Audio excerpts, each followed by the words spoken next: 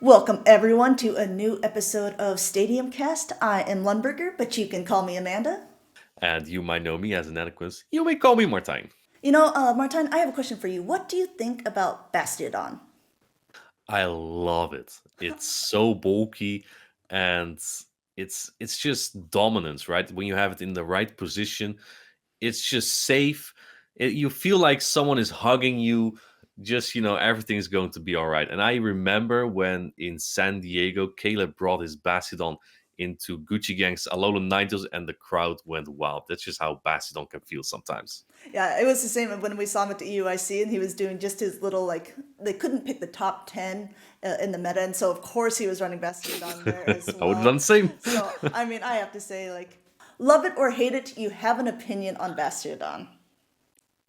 100% agree, Amanda. Shall we introduce our next guest? Yes, let's get right into it. Ladies and gentlemen, we have CalebPeng. Well, welcome in everyone to the first, as we can announce it now, official Stadium Cast podcast. We have joined the crew at Ghost Stadium, and we're really excited. So this will now be under the Stadium Cast. I think it's already been set up, so you guys can go subscribe to it anywhere that you subscribe to podcasts. And Martijn, I think everyone knows who the guest is, but we were talking about it a little bit earlier, and we were talking a bit about Bastiodon, and you are a fan. It's true. I actually announced in my Discord that I had a surprise guest, that we had a surprise guest on. And then, as I said that in the welcome channel, our guest arrived, and it was no longer a surprise, really. Let's give a warm welcome to fellow Bastiodon lover, CalebPeng. Welcome in, Caleb. How are you doing today? Thank you. It's great to be here, and congratulations to you two as well on the podcast for teaming up with Ghost Stadium on their Stadium Cast too. I used to listen to their podcast back in the day too when it was JR and AJ Pilot. So real throwback if you even know who AJ is. But yeah, it's awesome to be here and be one of your first guests. So I listened to the other. I think you all had two prior to this, right? Am I correct? Yep, we had two live ones, and then we have a secret guest as well because Martijn's going to the U.S. to compete in Hartford. So we're just kind of backlogging with some extra ones as well, so that people can enjoy even when we're kind of on break. Okay, awesome, nice. Well, I'll see you. I'll see you at Hartford as well too. I'll be there too, so it'll be fun. Ooh, this is actually a nice segue. So you're competing in Hartford, then, right, Caleb? Yes, that's correct. Because I know that you are a man who loves to make bets. Okay. And I was wondering if you were to make a bet with Martijn about who would place higher in Hartford, what would be the stakes of this bet? I wouldn't be opposed to it, but I like to make bets. Let me clarify. I like to make bets that I'm pretty confident I'm going to win. That's one I'm not very confident in winning. So, Martijn's a little better than Speediest Chief, I would say, in PvP. So, whenever I make a bet with Speediest Chief, I'm feeling pretty good going into it. I don't know. I'd be open to it. But we'll have to talk negotiations on the terms. Well, for sure. Here's the thing: Spears Chief still had a beard to shave off. I don't have a lot of hair, so I can't do that at least. We'll see by then. Since you're competing there, yeah, I'm actually reconsidering my team. I cannot lose to fellow Bastiodon. I might have to think of something myself because I think the strategy that you kind of applied in San Diego is something I did as well at the EUIC, basically scaring off Noctowl, right? I'm guessing that's mostly what you did with Bastiodon and Registeel. Yeah, and I think going into it, I thought there would be more Frostlass than there were. My opponent in the Grand Finals did have a Frostlass, but that was pretty much the only one I faced. I had a Sableye. I mean, Trevenant's not bad against Frostlass, especially Shields Up, and then Registeel and Bastiodon. But I didn't really see as much Frostlass. So I didn't end up using Bastiodon as much as I thought I would. I think it was much better in the Wolverine Trevenant meta a bit, but yeah, I mean, it was still fun to use and. If I'm going to talk, I gotta walk the walk, right? I can remember against the Gucci gang. It was pretty fun. Yes, yeah. Never heard so many people cheer for a Bastion in my life. But it was a good time. So do you think that you will end up bringing it to Hartford as well? Or are you going to be like, okay, now I'm going to mix it up a little bit. I might do something else? Yeah, I mean, I think I won't spoil it for people, but you should just come ready for a Bastion, right? I know Arrow ran like a 5 times week to Bastion team in Charlotte. And I was like, dude, I would have loved to face that team. He's like, no one runs Bastion though. I was like, I mean, Yeah, it's that that's a double fair, that's ice a in the fair fire, example. right? Yeah, double ice Yeah. fire. He had Lickitung as well, which also gets walled off by Bastion. It would have been a good time for Bastion for sure. Yeah. Yeah. I have a question for you, Caleb. What was the turning point when you realized, wow, Bastion is actually pretty cool? Yeah, so I used to play. I played PvP since it launched, essentially, and the first time I ever made a Bastion was for Kingdom Cup in Sylph Season 1, April, and I remember I was like pretty stingy with my rare candy, so I was trying to walk it and like feed it in gyms as much as possible before I evolved it and use it. And I remember I built this Bastion like the night before my tournament. I like did like maybe one set of scrims with it. But I remember I have some old footage I still have saved. It was against one of my now teammates. Back then we weren't teammates. We were just like local rivals.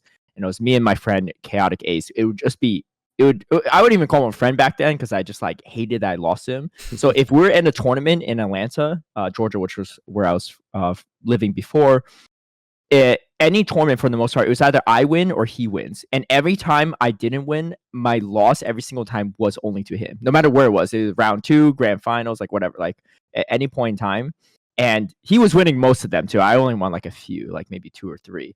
And I remember specifically, I had never beaten him in like show 6, like an official show 6 Sylph tournament before that. I beat him in some draft thing. And so we faced round 1 because the weird way Sylph was like in this weird system initially where they would pair the top ranked players against each other in round 1. And I remember that. Stuff like that. Yeah, so it was like a gauntlet because right off the bat you're facing the best player, right? If you're also ranked really high. So we faced off round 1, and I remember it was a Steelix with Earthquake versus my Bastion, and I had 1 shield and he had 2 shields, and he ended up double baiting me with Crunch, and I didn't shield either one of them against Bastion, and Bastion somehow beat a Steelix running Earthquake down a shield, and I was like, wait, this thing is broken, and he had an Altar in the back, so he couldn't do anything after that. And so I won my first tournament using it in Kingdom Cup, and then for the most part, I didn't really use too much Bastion. And then it wasn't until GBL came around. I think it was season 1 of GBL. It was right after I ran Skarmory Double Grass. A lot of people started countering me because they knew I was running Skarmory Double Grass at a certain point. So I decided to run a Bastion, Shadow Bonnet, and a Meganium line. And I was doing like a lot of work with that. Shadow Bonnet's just pretty trash these days because of all the XL Pokemon, but it was fun to use at the time. I was able to climb the leaderboard a bit with it, and that was pretty much it. I mean, after that, I started using Bastion in all the team formats too. There's like Arkansas PvP, and then the Go Stadium, Go Team Up PvP stuff. The team formats.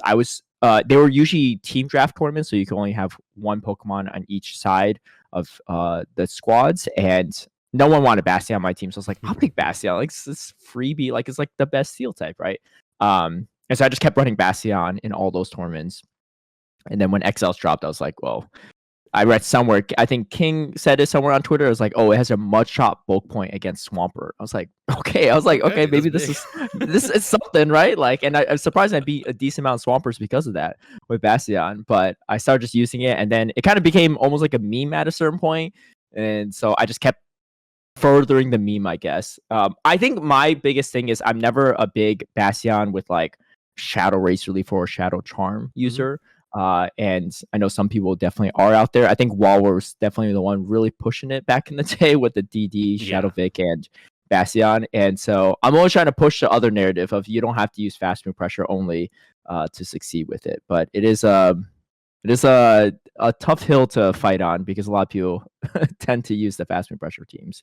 But yeah, I mean, overall, I like it a lot. It's a great way to kind of absorb damage and save yourself shields, essentially.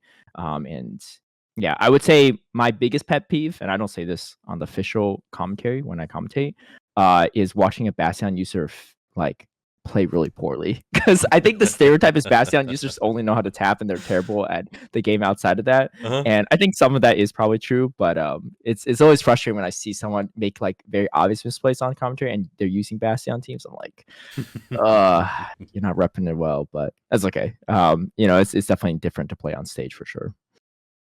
I think my favorite play that you did recently was the Bastion was when you kind of BM Speedy and you threw the flame charge, but then was just like completely undercharged. What is your feeling overall? You've probably discussed it a little bit, but about BMing, because I was going to do it to Zionic as well when we were playing. I was going to go for the sludge bomb from the Venusaur onto his Melmetal, but we're not like super close friends or anything, and I wasn't sure how he would take it because we just sort of met that weekend. I don't know. What is your take overall? Would you do it to anyone, or would you only do it to people you're close with? This is for Martine as well, because I know you guys play a lot of the tournaments.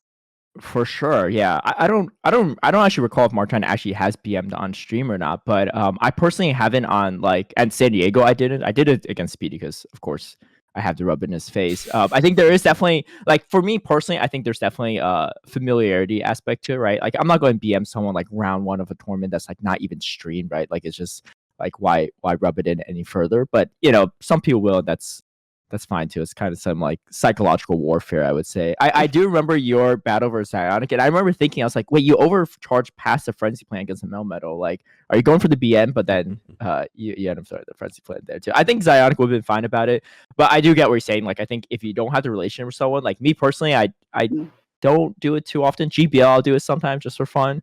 But I remember, okay, so speaking of Gucci Gang, because I brought Bastion against Gucci Gang in day 2 of San Diego, and I really thought about BMing his Metacham in the end there, but like we were on comms with each other, and he's like, oh, I bet it's probably the Bastion back. I was like, yeah, it is. And he just like looked so like sad at that point, and I was just like, I don't want to do that to him, right? Like even though I'm friends with Gucci Gang, I was like, that was like a moment where I was just like, I'll just hold back the BM. I probably would have in the grand finals against Ramberto, but I just had nowhere to go with Bastion there. So me personally, I don't really care. I think it's more so it's like it's showmanship, right? It's entertaining, but you got to execute it well too, right? I think like one of the biggest times where there was a lot of backlash was like I think Brown Baller in Toronto was doing it, and some people on Twitter were debating about it. I personally didn't care about that, but I think it was just a little weird. He was just like last resorting a Sableye, but didn't even knock it out. So he had to like throw another foul play or snarl down. Just like the flair and the finesse is not as clean as like when Marto does, right? Marto BM'd at Worlds, and everyone loved that, right? I think it's about just showmanship, right? And for me personally, I don't personally mind it too, but those are my own parameters of when I do it versus when I don't. Yeah, I kind of feel the same way. I don't like to BM someone I don't know that well. I think my first opponent at Stuttgart, Loki BV, had a really good team comp against him. Azumarill beating 5 out of 6. And I think at the very end of game 2, I almost power jammed his Galarian Stunfisk. I just couldn't do it. I was like, I already have such a good dominant team comp. You know, I don't have to push it like that. It's a little bit too much. But if I'm playing a friend, I actually expect them to BM me when possible as well. That like that's kind of a must at some point, right? Yeah. You're almost disappointed when they don't. I'm like, this is your chance, right? Like, yeah. Are you my friend? I do it to you. Exactly. Yeah. Exactly. No, exactly. Yeah, I think Ramberto BM'd me at San Diego in the grand finals. So he threw like a last resort at my Trevner or something. So he was like apologizing for it. I was like, what are you apologizing for? Like, it's fine. Yeah. I have another question regarding that will be my final question about Bastion, Caleb. Yeah. And this might be a difficult one, maybe a controversial one. Who is the better Bastion player? You or Jason? Oh, I gotta say it's me. I mean, I think Jason's no joke in GBL, right? Like I definitely don't have the GBL like history or records to show for it. Like I had never even hit number 1. I hit number 2 like long time ago. Dude, but that was me too. Oh my! Yeah, never number 1. I hit number 2 like 5 times. Yeah, some people act like it's like the easiest thing in the world. Like, oh, number 1 again. I'm like, again. One of my teammates, CFH, he's always in the number 1. My teammates are DFH and Auburn. They're always like number 1 for them. It's like no problem at this point. I never hit number 1 like Jason has, but I'd say I use Bastion a lot in show 6 too, and so I think I have the record there. I think overall Bastion usage, I'd say I'm still a little further ahead than him, but he's definitely pretty close there too. I would love to see him compete again. I think the only time he competed was at NAIC last year. He did make quite a far run. I think Mish beat him or something in a finals or semifinals, I think. And then he just didn't make a top cut off of that. But I would love to see Jason run that too. He does run some kind of cheese comps, like he runs some really weird like ABA steals and stuff like all the time. Personally, that's really not my style, but he makes it look good. So I can't really hate him on that. Guys, speaking of GBL leaderboards, I don't want to brag, but I've made like 230th. So that's no joke. Yeah. Any leaderboard is no easy feat too. You know, I know if you're on Twitter, it looks like everyone's making leaderboard, but there's only a very small minority of people that do that.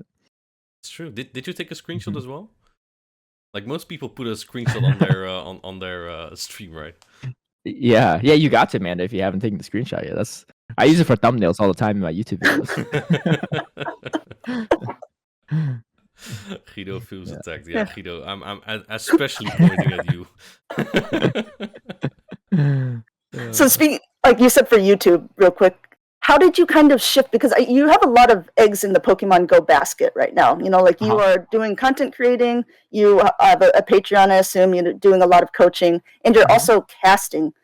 Yeah. How do you divide the time, and like, not to play favorites with any of it, but if you had to give them all up for one of them, what would you choose? Yeah, I mean, I think the commentary is definitely something, at least at this moment in time, like something I'm very passionate about and doing. You know, I would have never said this probably like 2 years ago or so, or maybe even a little over a year ago. I used to always be the kind of person like, oh, I want to be the world champ, or I want to like make it to the finals or whatever of Sylph or these grassroots tournaments or whatever like that before the official tournament circuit came out. When I was invited to commentate, I was just said, yeah, sure, I'll do it. Like I didn't know what I was really signing myself up for. But when I started, I did some grassroots commentary before that, but it was never really my passion area. But ever since doing this for the past, pretty much past year, it's really opened my eyes to a lot of opportunities in terms of how to kind of expand the game and grow the game. And it's a lot of fun. You know, it's like, especially if you're like commentating with someone you're familiar with or you're friends with, or even you developed a relationship. It's like almost like watching a sports game with your buddy, and you're just like on the couch, like talking about how great the game is. And you know, initially, if you watch my EUIC from last year, like it's so awkward. I'm like not even looking at the camera. Like I'm talking really weird and stuff. And I was with Speedy too, and he was great off the start. But I definitely had a lot of room to grow. But you know, over the year too, I've really come to enjoy that aspect of the game, because I think, you know, me as a player, like even if I do well, even if I like win worlds or place really well at worlds, like it doesn't do as much for the game. And I think it's just exciting to, you know, bring in new players from these tournaments, either, you know, they watch it and they want to play as well, or just inspire people to come back in the game or really enjoy the game. And so that's really been my focus lately. And to divide my attention, I always pay a lot of attention to my Patreon for sure, because that's really how they support my living and day-to-day stuff. So those people always come first as well. YouTube, it's kind of sporadic. YouTube and Twitch is kind of sporadic these days, unfortunately. I'm definitely not like a daily uploader like, you know, Yonkis or, you know, Homesize Henry or Zionic, stuff like that. Like it takes a lot of work, like, you know, like to make all that content, regardless of what you think of their content. If you love it or hate it, like it's no joke to do like daily uploads or 5+ uploads a week. I just don't have the time, unfortunately, for that. But that's okay. I think I'd rather focus on the commentary stuff, because, you know, these tournaments are so much fun, and it doesn't matter where the tournaments are too, right? Like I think I probably mentioned this to some people at UIC as well, but I'm on the West Coast in LA, so usually when you all have like a regional in Europe, it like goes live at around like 1 a.m. my time, and I'm like around midnight. I'm like, man, like it's about to start. I might as well just tune in, right? And so I'll just watch. And then the worst is when there's like a East Coast tournament in the US, right? So like Orlando or something. I remember Orlando and Bochum was like at the same weekend, right? And I remember I think I stayed up watching Bochum, and then when it was like wrapping up like almost 5 a.m., 6 a.m. my time, it's like, oh, we're going live in Orlando in like 30 minutes. I'm like, oh, dude, I was like, I might as well just see some of this. I'll just like pass out like watching like the top 8 in Orlando or something. But I'll see like all of like the European regionals, because I'm still awake and stuff for that. So it's fun though. Like every time I was like, is this going to be a fun time? But then once I tune in, I'm like, oh, this is great too. I think the human catcher bug one too. That one I didn't like sleep a second that night. I was just like stayed up for those. I was like, this guy's really running a Shadow Charizard the whole way through. But it was crazy.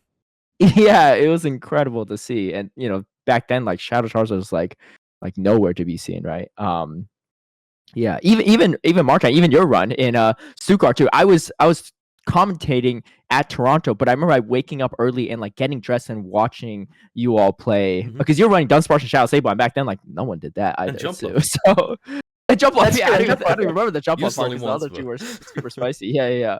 Yeah. So I remember I was like in the shower with my phone like on the soap bar thing, like watching it and stuff too. But no, it's been a great time too, and I'm really happy that TPCI has brought us in, and kind of, I feel like we're all at like a weird lull at the point in time at PvP. Like I think you probably remember, Martin, because you were at the first UIC, like right before UIC, like everyone's like, we don't know what this is really about. But then once you go, you're like, wait, this is like there's something to this, right? And it just kind of built from there. And I think it really like revitalized, if not the game, at least PvP for a lot of people. Yeah, no, absolutely. I think when we all went to the first UIC, we were all a little bit skeptical about how the game was in that state, and once it actually happened and the stream got up and the stream looked really good, and you all looked so dressed up and commentating that fancy, it gave a really new perspective to it, and I think that's really how do I say that? It really drives competitive play up, right? So, yeah, I'm a big fan. I think it was a big turning point in competitive Pokemon Go, and yeah, that actually leads up to what I want to ask you after.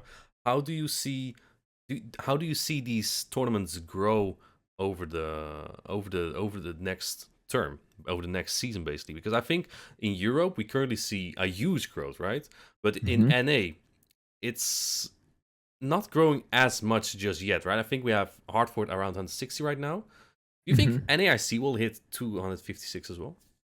I hope so. I mean, like EU's definitely putting in the work, right? Not only EU but LATAM as well, right? Their tournaments are huge as well too. Yeah. I almost feel like part of it is like NA spoiled because we have so many regionals, so people are less motivated to go to like because if you have less to go to, there's less chance to qualify, so more people can show up, right? And it's just like less chance to meet up with everyone. Like I think the first year of the Play Pokemon series, like there were more people at like that NA tournaments too, possibly because there were just less back then too.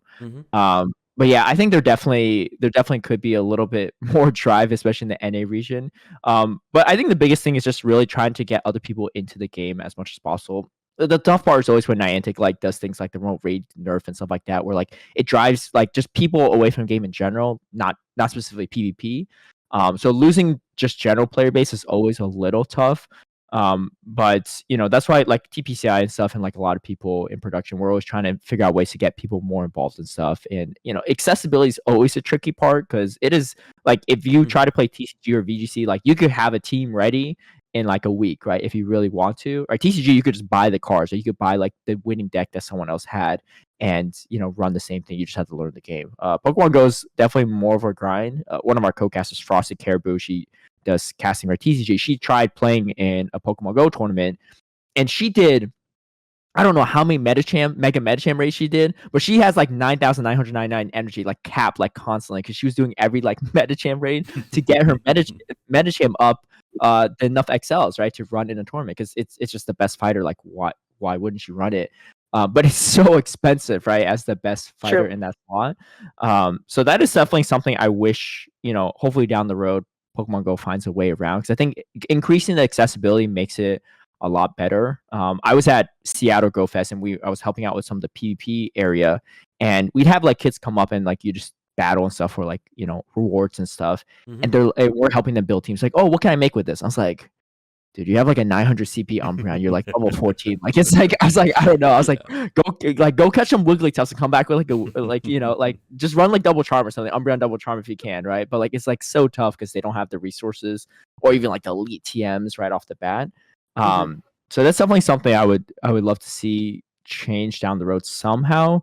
I think during Worlds there was some glimmer of that because they would have these like temporary research codes where if you catch certain things, you could choose a different path and you might get a Frillish or like a Drapion, stuff like that, like different PvP related Pokemon as rewards, which I thought was a really cool idea. I would love to see them highlight that even more. Something I would love to see, I don't know if it's possible, but I'd love to see like like some setup where like Twitch Rivals was like a couple years ago, but when I did it, they would give us brand new accounts, all level 40, but you have like 1,000 rare candies, like 1,000,000 dust, all these TMs, elite TMs, and you have like an hour to catch Pokemon and come back and build a team with it, right? And that was really cool because everyone just starts on a clean slate and you just build Pokemon that you could catch and just make on the spot.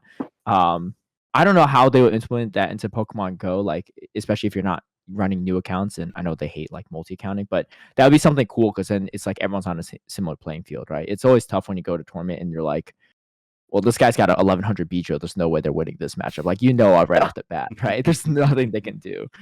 In all likelihood, anyone bringing that like probably doesn't have the strategic mindset anyway, but there's just really no chance on top of that. But yeah, I would love to see some ways for them to bring new players in for that purpose. And then maybe even just hosting like different live events around the tournaments. That'd be really cool too. But we definitely need some partnership and cooperation with Niantic to make all that happen, which that might be the hardest part, I would say. I think you bring up a really good point. And another thing alongside that is like a lot of PvP players that I know are not good grinders as well. Like they're only really playing PvP. Like, I mean, even if you take Maximilian P, he was playing in one of the tournaments and he was playing a Sableye, but it wasn't even powered up all the way. Like he was desperately trying to trade people the day before and like trying to, and then he ended up winning or losing one match because he got sparked down by a lantern before he could be able to throw his next move. And I kept thinking if he just had that one last power up, maybe that would have been flipped. But it's hard because they're not. Sableye is probably just as inaccessible as Medicham because it's only around during Halloween. You know, it's not in raids very often or anything like that. While we're talking about changes as well, we had a brief talk about this in London, but do you have kind of a different take about championship points, or whether you think that first place deserves an automatic qualification if we do bring in championship points? Yeah, it's tough. So I think there has to be some type of balance to it. Like, you know, TCG, I've heard stories, or I know for a fact that there's one player, she won like 2 regionals, maybe back-to-back regionals, and they had like 900 to over 1,000 people at them. And she didn't qualify for Worlds for TCG after winning both of those, which is just wild to me, right? Like that's like that's insane. Like that should be automatic invite for the first one, let alone the second one. So I think there should be some balance if they do bring championship points, and it seems like they're doing something related to that as they're testing it for NAIC coming up. That's just for travel bonuses, but I actually think championship points is definitely one way to incentivize more people to go to regionals because, you know, some people are just like, oh, I qualified for this, I'm done, right? But instead, if you don't auto qualify, it could be a great way to, you know, have a way to get more players to regionals. And also like some players that perform really well consistently that don't win first or second, like it just always feels bad when you're like, man, they just miss out on Worlds literally, but even though they're making top cut every single time or most of the times, right? And we see a lot of that too in a lot of these different regions. So I think there should be a balance. I think like maybe there might be a threshold. I don't know. Like if it's like a 12-person tournament, right? Like it feels really weird to have someone go to Worlds just because they won that. Like it's possible the competition's high, but at the end of the day, even if everyone's good that you're facing, like you're still going to face less players, right? Against 12 people. So I personally think like some balance, right? Like I think if, especially like at IC, right? NAIC or EUIC, if you win that, like you should go to Worlds, right? Like that's no easy feat. Like we saw EUIC, like even the side event was stacked, right? Like let alone the actual tournament. So I think there should be, 60 players. Yeah, it's wild. So I heard stories about how stacked that was. But yeah, I think there should be definitely some type of balance. At the end of the day, like we just want good competition at Worlds. Like you know, even if you sneak through winning a small tournament and qualify, like you're probably not gonna have a great time at Worlds anyway because it's everyone's gonna be pretty good unless you improve quite a bit before then. So I think some type of balance there is important. I do think that I think at the end of the day, championship points is for the better to qualify for Worlds because again, like getting first and second, like it's impressive to do, but it also takes it definitely takes a good chunk of luck as well. And so much could go wrong, right? Like some of the best players you see like haven't made top 2 yet, and you're like, why haven't they made it? But there's just like, I don't know, they get a debuff here or like, you know, just like a bad line read there and they're just out of it, right? Especially double elimination. Like you lose one set on the first day, like you can't lose anything the entire rest of the way. Like it's really tough. Yeah, no, I definitely agree that there's like a balance between finding yeah, thank you, Louders, for the sub. There's like finding a balance between, I would like to see personally, I would like to see like day one you have a Swiss, and then Mhm. for day two you have like a top cut, right? I Yeah. think also for stream purpose that might just be the best. The Swiss I think is great, right? Everyone gets to play. You don't Mhm. go 0-2 and it's well, tough luck. That was your tournament. Yeah. Um, but for stream purpose, might be a little bit difficult. For judging purpose, might be a little bit difficult, right? Because if you have one dispute, it might delay the whole the rest of Mhm. that round. So I think that's a little bit difficult. I do think there's a lot of possibilities though there. So I'm guessing Yeah. there's kind of that balance. And like you say, like it kind of hurts to see someone like Wadaj or Trent get so far every time. You know how good Mhm. they are. Yeah. But Onion Frank too, right? He's made top cut a lot too, and Mhm. I just I can't get it. But Yeah. yeah, no, I agree with you too. I think that's what they do for VGC and TCG right now. I think they just do Swiss for day one and then some bracket for day two. Mhm. Swiss is just nice too because we've seen so many tournament runs where someone drops like round one and they'll like go and like win the rest of it and make top cut or whatever at like some self tournament. So I think that could definitely be good. Interesting part is for the Asian qualifiers. That's actually what they do. They do a Swiss round on the first day, and then they take a top 16 double elimination on a different day too. And they can actually change their teams between Swiss and the top 16, which is kind of interesting. It's interesting. Yeah, yeah. So I don't know if we'll go towards that model or not. I think all the Asia qualifiers they're actually run by. I don't think they're run by TBCI. I think they're run by TBC. Yeah, TPC. So it's so the format and everything's different for many reasons, but that might be as an organizer's perspective, that might be why. But I'm sure they talk and bounce ideas between each other too. Yeah, speaking of formats, I mean, you've had the opportunity to cast basically all over the globe for this. I mean, you were at the LAIC, the OCIC, EUIC. Mm-hmm. Have you and you've like casted just a ton of regionals in North America as well. Have you noticed a difference in play style? I mean, I know that there's a lot of different picks that are in each region. Like Yeah. Oceania seem to be like just as spicy as Europe in some strange Uh-huh. ways as well. But I mean, we don't get a chance to see as many people play. I think the way that you do. Have you seen any trends or patterns emerging? Yeah, I mean, I feel like NA is kind of boring, like NA goes very safe with the meta.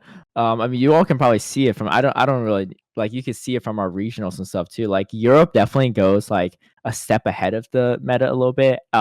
LATAM is interesting too. I think they're also similar in that respect. Going a little bit different, right? They're definitely focused on the meta, but they build around like with spicier picks too. And then Australia is kind of a tough one because I think it was such a small tournament, so it's hard to say like exactly how the rest of the tournament, like how the actual community builds around. Maybe they take ideas, or maybe they also go a little outside. It seemed like they were borrowing definitely some ideas from EU based on what I saw. But I think the thing that actually really stuck out to me is really the community feel of the different locations. Again, Australia was like a small tournament, so it's hard to comment on that one. But NA, like everyone's just kind of doing their own thing, right? Like, yeah, you have some factions and stuff, teammates supporting each other. But it was really like LATAM and EU where I see like a lot of like country pride as well and like community support, which is really cool, right? The crowds at EU and LATAM were like something very, very different, right? You could see like you could visibly hear like who's like rooting for who and stuff, and it just makes it super exciting. It's like actually like being at a sporting event, right? Or like a very big esports event. Like LATAM especially too. I think we're also super close to the crowd. Like we could just hear them like screaming and cheering after everything. And at first I thought they were cheering for TCG, but then I realized no, it was actually for Go, right? Every time you have like a sax swap, you hear like everyone like cheering and stuff there too. So the community feel is definitely something else. I don't know, part of it is because you're in a region where there's people from different countries, culminating together in an area, whereas in NA is just like almost everyone's from United States, maybe some from Mexico, maybe some from Canada, but there's not really a lot of like country or like community pride there. Yeah. But that in itself makes it really, really fun to commentate too. So I don't know. I'm kind of like slamming NA a lot here, but I'm just saying NA got to step up their game. You said it, not us. yeah. They can quote me on that. No, I mean that is so true. When we were at the EUIC and we were casting out in the lounge, which was different than when we were casting behind, but it was so crazy because I mean, as we're commentating on it, people are hearing our commentary, and Mhm. also just like screaming at stuff's going on stage, so you could hear it all. Like it was really unique. I don't know if I liked it because it was hard to like hear sometimes when we were in the Yeah. lounge, but Yeah. that experience overall was really cool at the end when it was like the finals between Tonton and Nesbeth. Yeah, I mean, you can even see it, right? There was like a crowd shot when Tauntaun was doing his kind of like winner speech, and you could see all his community there too and cheering him French. on. It was really great to see too, and we saw a lot in LASC as well. LASC was weird because like everyone in Top Cut was from Brazil, so it was a little different, but it was still cool to see the community. So again, something I would love to see more of for sure from NA and maybe other regions as well. But that in itself makes the game really fun, right? Because it's Pokemon Go PvP. It is a very solo game, right? But to know that you have your community support and stuff, because no one really gets there without the help of other people, right? You have scrim partners, you have people that helped you throughout the years, maybe even just people you're catching during community day with, and just keeping you company is always a huge thing too. Fair. Shall we ask our final question here, Amanda? Yes. Well, before we ask the final question, I just have to bring up one small point because I Yeah. talked to my friend at lunch today. Caleb and I very much disagree on whether Pedro Pascal is good looking or not. So I don't know if there's many females in the chat where people can agree, but I think Pedro Pascal is very good looking. And Caleb's take is All right. And so look, I think it's because like I think the act he's not a bad looking guy, but I think if he wasn't a famous actor, he wasn't in movies or TV shows, like he's just some random dude in like a Midwest gas station, you would not be like, he's an attractive man, right? It's like I part of it is his absolutely would. personality. I don't know. We're gonna have to travel to Midwest together and you point out some guys, but I think like it's his persona on screen and his character that really like resonates with people. I think if he was just some random guy that was just working at a gas station and stuff, and you saw him, like you wouldn't be like, wow, we should hire him and he should be a model or an actor. I think how people carry themselves changes a lot of how people see. I could definitely see the allure to it, but I think objectively speaking, I don't know. I think he's okay. He's mid. We have Hamel on? I don't know. Yeah, the chat seems to be agreeing with me, Caleb. Just have to at least say that. It must be that Mandalorian thing. Yeah, it could be Mandalorian, Game of Thrones, like Last of Us. Like he plays a lot of great characters, but I don't know. Someone said the same thing about Justin Bieber at one point in time, and I was just like, but if you pull up his like mugshot, like he just looks like some random dude. Like, yeah. Okay, now we can ask the last question for real. Actually, Martin, do you want to phrase it out? Sure. So, Caleb, the final question that I have for you. Yeah. We had a concept before this, which was crap brawlers and champions.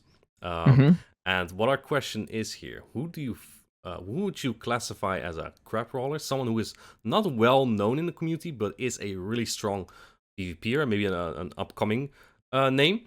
And who would you classify as a champion? Someone already well known, and someone who who you would think could win like potentially worlds. Yeah. For crab brawler, I probably say Hamad Munir. He's a captain of Body Slam, which was a NA Emerald tier team. And they already qualified for Worlds, so they won one of their cycles. So definitely a very strong team. And I think, if I'm not mistaken, I think he's actually based in Pakistan though. If not, and someone told me also he's like a twin of Saad Munir or brothers with Saad Munir, which is also wild because he's on Pogoats too, but also a great team. But yeah, Hamad, he's pretty good. I don't know how many people know him, especially on Twitch, but he's pretty strong, especially in Sylph. I haven't seen him in any play Pokemon stuff, but part of that might just be not a lot of regionals in his area. But yeah, he's good. I play factions weekly and competitive with my team, and I faced him twice, and he 3-0'd me both times, which is not a great feeling, and it doesn't happen super often for me at least. But as a context too, he plays like a bunch of different like different like fields, so he's not even just playing Ultra League like me. But he's the only person to beat me this entire cycle too in a best of 3. So and I knew going into it, I was like, I had to sweep him to win it for our team. I was like, dude, this is like the last person I wanted to have to sweep, and the complete opposite happened. So it was not a great time. But he's really good. I would love to see him compete somewhere if he's able to at a regional or international. In the play Pokemon stuff, but especially in Sylph and factions, he's a monster. And definitely someone that I think deserves recognition. As in terms of a champion, man, this is a tough one too because there's so many good players. Like I feel like if you told me who to predict, who I would predict to win Worlds, like I feel like it might be someone that no one even expects, right? It's kind of like Tauntaun as well, winning EUIC, right? Like so many good players out there. Like it's really anyone could win this, right? Depending on how they're performing and stuff and how much prep they're going into it. Even in the midst of so many big names. I would say of the players I've seen a lot, I would say like the one of the players that still impresses me the most to this day, based on like all the stuff I've watched, is Crescent Angels, a player from Japan. Really talented. The problem is like we don't see a lot of their gameplay and footage, but he's like consistently still on the top of the leaderboards in GBL as well. And his when he was playing like is at Worlds in London last year, it was just like incredible. Like the stuff he was just like he was just catching stuff like that. Like it just made no sense, right? The timing and stuff, and consistently, right? Not really like he just randomly got lucky. Like it's you can see the skill difference between him and someone else at Worlds, and like it's wild because at Worlds like everyone's really good, but you could visibly see a skill difference. And he was just like unfazed, right? I think a lot of the Asian players were like that. They'll make the craziest catch and they won't even flinch, right? And I'm just like do they even know what happened, right? But yeah, always a player I highly respect too. So someone that I would love to see back at Worlds. But again, like I think part of it's also like we don't know a lot about a lot of the Asian players because a lot of the tournaments aren't broadcast and stuff. So it's always exciting to see like how they're going to play too. And I remember especially a lot of them being very good at Worlds last year too. So definitely someone that I would definitely look out for again this year. Yeah, I thought he was going to win it last year for sure. So I mean, Rob did great. Obviously, it was a good show there as well. Yeah. But Crescent Angels just played.